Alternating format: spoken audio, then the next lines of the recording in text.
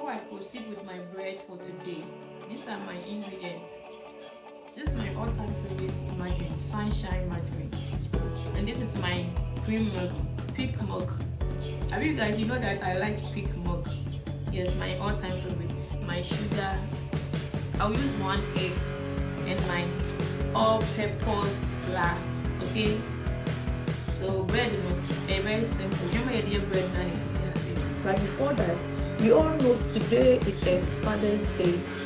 So I want to use my platform to wish all fathers and potential fathers a happy Father's Day. But don't forget to surprise your daddy on this special day.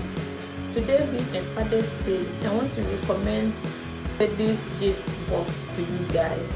Open any gift to be a surprise you put your birthday, engagement, naming ceremony, any other occasions. One person customize the one, which me customize the amount for her on 0572 04 0919. Say this gift box me the one.